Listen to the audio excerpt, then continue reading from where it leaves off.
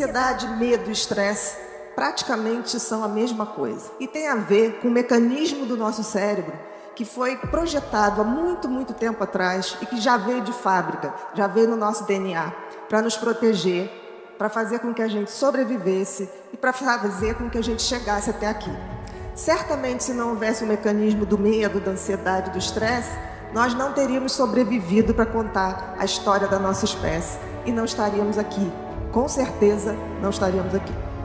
Então, estresse. O que é o estresse? O estresse é o mecanismo, são as alterações bioquímicas que acontecem no organismo quando eu vivencio uma situação de medo ou de ansiedade. Medo e ansiedade são a mesma coisa, são primas e irmãs, são as duas faces de uma mesma moeda. A diferença é que o medo, eu tenho exatamente o que me causa essa reação de fugir ou de lutar. Por exemplo, os homens primitivos tinham medo de animais maiores e que eles tinham que sair para caça. Então, isso é medo.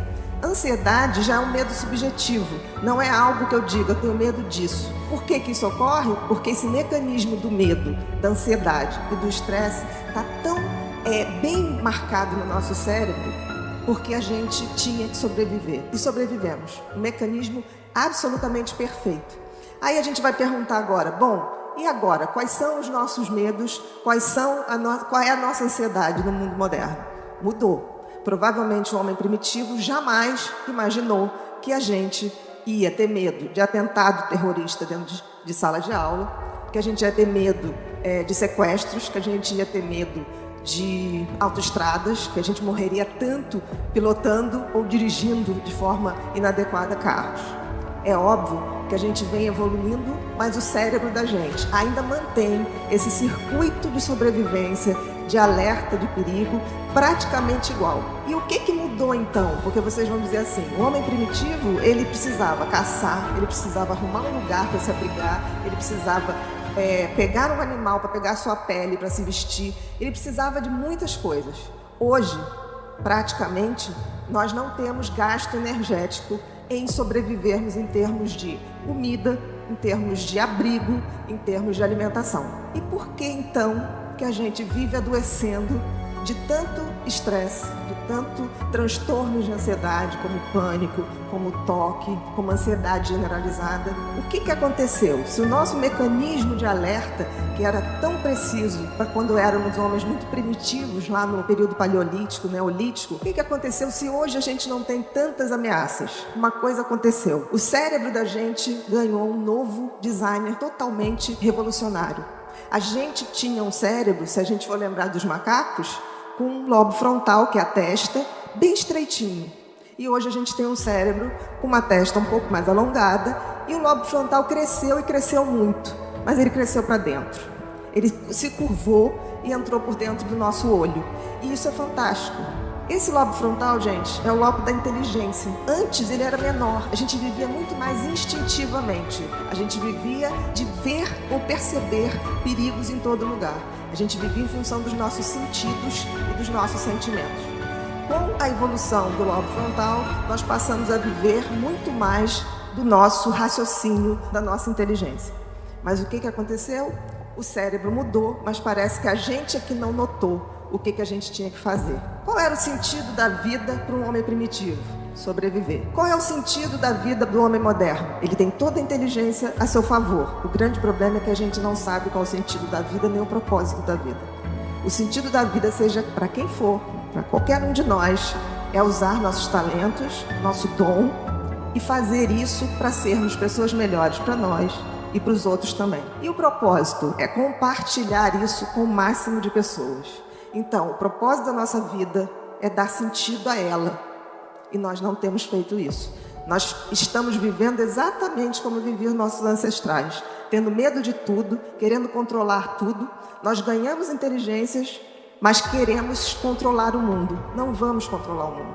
Se a gente não quiser engordar as estatísticas das pessoas que no futuro vão adoecer de ansiedade, depressão e vícios, compulsões em geral, a gente vai ter que rever a nossa evolução e e vai ter que entender que a nossa inteligência tem que ser melhor usada. E usada para que a gente possa, de fato, evoluir. De alguma maneira, a gente começou a entender que o ser feliz, ou estar feliz, ou o sentido da vida, era algo em manada, que foi vendido pra gente. A gente tem muito medo, hoje, subjetivo, de não ser bem-sucedido, de não tirar a nota que acham que a gente merece, de não ter condições de comprar as coisas que dão status. Mas a gente esqueceu que esse não é o sentido da vida.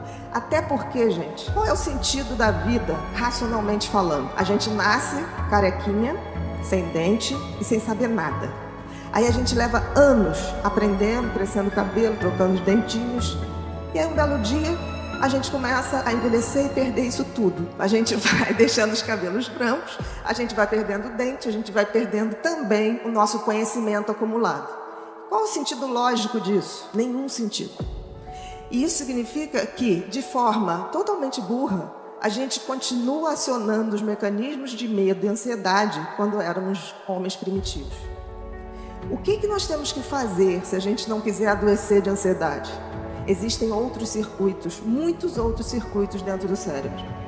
E os circuitos que vão fazer a gente cumprir, dar sentido à vida, de sermos melhor para nós e para os outros, ele começa quando a gente começa a usar outros circuitos do cérebro que estão muito pouco utilizados, que são o circuito da empatia, o circuito da gentileza e o circuito da compaixão. As pessoas falam muito disso, mas não praticam. Eu vejo muita gente ter empatia, mas empatia por empatia, gente, é nada. Empatia significa que eu me sensibilizo com o sofrimento do outro. Mas o que eu faço para mudar o sofrimento do outro? Se eu não tiver compaixão, eu não faço nada. A compaixão é que me faz agir para diminuir o sofrimento do outro. A gentileza é um circuito que a gente pratica e que a gente vai abrindo novos circuitos no cérebro. Quem de nós se programa aqui para fazer coisas desse tipo? Aí depois fala assim, eu ando tão estressado. Não tem jeito, um circuito antigo, como era o circuito do medo, da ansiedade, ele só vai ser desativado ou mais ou menos equilibrado se a gente acionar outros circuitos. E os circuitos que nós temos que acionar são os circuitos da solidariedade, o circuito da gentileza, da generosidade. Só assim nós vamos ter menos ansiedade, menos medo e vamos viver num mundo um pouquinho melhor. Não é uma utopia o que eu estou falando, é simplesmente um conhecimento em cima daquilo que o cérebro mostra pra gente. Nós ganhamos um cérebro novo, mas utilizamos ele como se ele ainda fosse velho. A culpa é nossa, porque a gente não usa o conhecimento para mudar as coisas. A grande maioria das pessoas vive em movimentos de manada. A gente vai a um shopping, se tiver uma loja cheia, todo mundo quer entrar na loja cheia. Ninguém quer na vazia. Então a gente anda reproduzindo comportamentos. E se a gente para a pessoa e fala, qual o sentido da sua vida? Ter filhos, família, constituir uma família, ter um trabalho, não é o sentido da vida, é o meio para se chegar ao sentido da vida. Porque o sentido da vida, gente, é a gente que faz. Dar sentido à vida talvez tenha sido o que um cérebro tão maravilhoso nos fez ver. Não tem sentido lógico. Se não tem, eu tenho que dar sentido a isso. E dar sentido a isso é lembrar que nós estamos aqui não para sermos satisfeitos o tempo todo, para poder estar alegre o tempo todo. Nós estamos aqui para evoluir. E a evolução passa por sair da zona de conforto, ir em direção ao outro. Queremos ou não, nenhum de nós está desconectado do outro. Se a gente não entender isso e não aceitar que a vida é breve, é passageira, mas que nós estamos aqui para evoluir, a gente vai o tempo todo estar em estresse porque a gente quer mudar o que não pode ser mudado. A gente quer ser eterno, mas a gente não é. Justamente não podemos ser eternos, porque senão não cumpriríamos nossas tarefas. Se a gente não conseguir entender o sentido da vida e o propósito da vida, que é distribuir isso, abrir essa generosidade através dos nossos talentos para todos que estiverem ao nosso redor e o máximo de pessoas que a gente tiver, nós também não conseguimos a tal da evolução espiritual. Não estou falando absolutamente de religião, eu estou falando de espiritualidade. E espiritualidade tem a ver com sermos melhores e entendermos que nós passaremos, mas a humanidade continua. E a gente tem que ter o compromisso de passar o bastão para as pessoas que virão. Se eu me ponho num mecanismo absolutamente egoísta, uso todo o meu circuito de sobrevivência para competir, para querer o mal do outro, para não ter a gentileza, eu seguro o conhecimento, eu estou adoecendo, sem perceber. E isso não é o meu ponto de vista. As pessoas estão adoecendo exatamente por isso. Vamos ter muitos mais quadros de ansiedade? Vamos, porque as pessoas ainda não entenderam que estamos de passagem. E a evolução espiritual seria a nossa conexão com tudo que há de melhor no universo. Uns chamam de Deus, outros chamam de Alá, outros chamam dos orixás. A importância é que a gente possa se conectar com essas energias para que a gente se reabasteça e possa dividir isso entre todos nós. Existirá adoecimento? Sim, mas muito menos, porque a gente vai praticar o desapego. O desapego de não sermos eternos, de não termos a pretensão de mudar as pessoas. As pessoas mudam quando elas querem. A gente não deve aceitar aquilo que dizem pra gente. A gente deve estudar para que a gente possa, de fato, dizer: eu estou agindo assim porque isso me faz bem. Por exemplo, se você praticar uma gentileza, você vai se sentir bem. Aí você vai falar assim: não me senti tão bem no início. Faça a segunda, faça a terceira. Porque o mecanismo da competitividade, do medo, ele está acionado há muito tempo. O mecanismo da gentileza, da empatia, da compaixão, ele precisa ser ativado. Até porque a gente entende que não dava para ser tão empático ou gentil num planeta que a gente não tinha nada. A gente não tinha como comer, a gente não tinha como se abrigar, a gente não tinha como fazer essas coisas. Mas hoje nós temos. E o que a gente está fazendo? A gente se comporta como crianças que querem seus brinquedos sozinhos pra gente. Enquanto qualquer um no mundo estiver mal, nós também estaremos. É difícil raciocinar assim, mas a física quântica prova que não estamos desconectados de nada. Ao ferir uma pessoa, você se fere também. Ao fazer mal para uma pessoa, pode ter certeza que você estará fazendo mal para você também. Se a gente não entender que essa base do adoecimento está na nossa mão, está no nosso conhecimento, a gente vai evoluir para adoecer.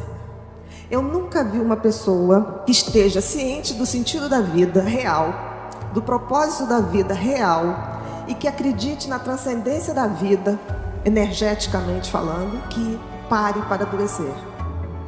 É difícil. Então, assim, eu peço a vocês que, se não levarem nada daqui hoje, que se respondam: qual o sentido da minha vida? Se você responder só coisas práticas, tem alguma coisa errada. O seu filho, a sua família, isso tudo é o meio, mas não é o fim do sentido da vida. O sentido da vida é muito maior. E aí, se a gente pensar bem, tem um toque divino na evolução espiritual? Acho que sim. Eu chamo Deus do design do universo, por quem eu tenho profunda admiração. Principalmente porque ele criou e fez a coisa mais extraordinária do mundo, que é o nosso cérebro. E aí eu deixo com vocês uma imagem que eu acho que vale mais do que 1000 palavras, que é a imagem de Miguel Ângelo, do quadro lindo que está na Capela Sistina, que é a criação do primeiro homem. E reparem um detalhe: estão vendo Deus lá no cantinho? Vocês repararam que Deus está dentro de um cérebro? É um cérebro isso aí, gente. De alguma maneira, Deus criou, fez a sua melhor criação, o cérebro humano. E isso tem algum motivo. Talvez porque ele, através dele, se comunique com a gente. Mas a gente tem que abrir os portais desse cérebro de forma a sermos mais humanos na acepção mais concreta e transcendente da palavra.